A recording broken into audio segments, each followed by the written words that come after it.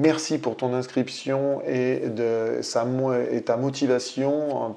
Si tu es arrivé jusqu'ici, c'est pour montrer en fait que tu as envie de reprendre la main sur tes dépenses et que tu as comme mission de réussir à gérer correctement tes comptes et tes dépenses donc pour pouvoir épargner, pourquoi pas construire et faire agrandir ton patrimoine, que ce soit immobilier ou autre, et bien évidemment épargner pour pouvoir te faire plaisir et faire grandir ce patrimoine.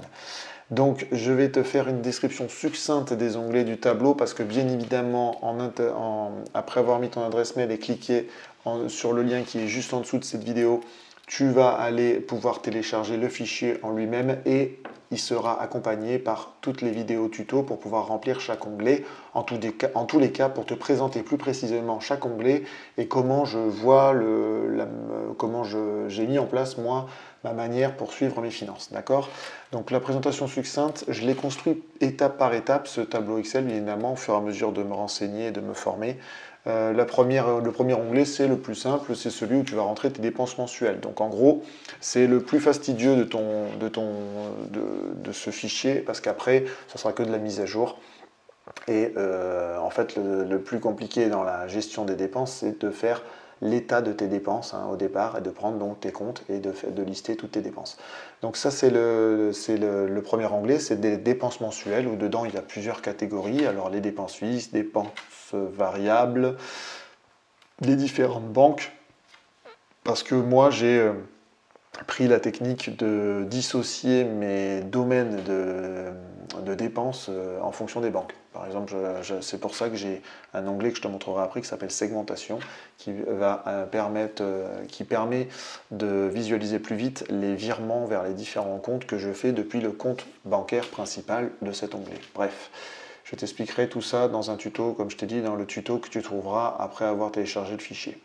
Donc là, c'est le compte où tu vas marquer toutes tes dépenses. Voilà, tu as un petit peu, t'as un info vite fait pour les pourcentages, comme je te dis, parce que beaucoup on va dire, d'investisseurs parlent par exemple de 50% alloués aux dépenses fixes, 20% aux dépenses variables, etc., etc. Donc je t'ai mis un petit truc d'info, bien évidemment.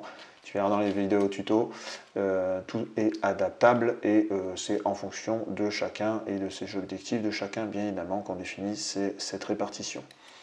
Après, comme j'avais fait mes dépenses mensuelles, la deuxième chose, c'est que j'ai voulu construire mon épargne. Donc je me suis fait un onglet épargne. Donc là, l'onglet épargne, c'est pas compliqué.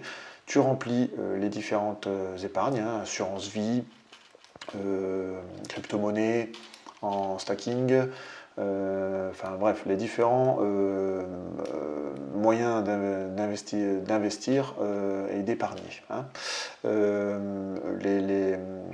Les applis, type Ismo, que tu peux retrouver, etc. etc. Donc bref, tu as le virement initial, le virement récurrent, la date de début et la valeur à l'instant T. Ça, tu le fais à la mano. De temps en temps, c'est pour ça, comme je t'ai dit dans différentes vidéos, gérer ses comptes, c'est y aller de manière régulière pour que ça devienne des tâches à peu près automatiques et que tu y passes de moins en moins de temps. D'accord? Donc ici, la tâche que tu auras à faire, ce sera surtout de remplir à un instant T les valeurs de tes épargnes. Bon bref, ça te fait une petite somme. En bas, ça te fait un petit total. Voilà, tu peux mettre plusieurs personnes. Je t'ai fait 2 personnes pour t'aider si par exemple tu suis ton enfant ou ta conjointe. Voilà, tu peux mettre les deux, ça dépend. Tu peux mettre tout seul et aussi, pardon. Donc voilà, ensuite, après avoir fait les dépenses mensuelles et l'épargne, eh ben, on attaque à la construction de son patrimoine. Donc là, je t'ai fait un onglet appartement. Donc je t'ai laissé un petit peu les frais que tu vas avoir dans un appartement. Voilà, c'est un onglet qui te permet d'avoir le cash flow. Cash flow qui va aller se répercuter automatiquement dans la segmentation comme flux entrant. Quand il y a toutes les dépenses qui sont passées, le cash flow, c'est ce qui te reste dans la poche, après avoir tout payé et mis l'épargne de côté pour les aléas, comme je marque là. Et le dernier, c'est une vision globale en fait, mais ça te sert surtout si tu fais la technique comme moi de prendre différents comptes bancaires pour les différents domaines. Donc là, vous voyez par exemple la banque 1, j'ai mis Invest Trading. Et donc je vous ai mis quelques plateformes que je vous présente sur ma chaîne YouTube et que j'utilise. Donc voilà, vous avez Vous avez les Trade Republic, T212, etc., etc. Vous avez la banque numéro 2, par exemple pour les voyages et les achats sur Internet. La banque numéro 3 qui gère l'appartement 1, par exemple, hein, les revenus IMO ici. Voilà. Et le compte bancaire numéro 4 qui est pour le business en ligne, le e-commerce. Voilà. Donc tout ça, ça vous permet, en mettant les renseignements, je vous dis, vous verrez tout ça dans la formation gratuite, ça vous fait les petites sommes, ça vous fait les flux sortants ici, donc ça vous permet de programmer les virements de votre compte bancaire principal.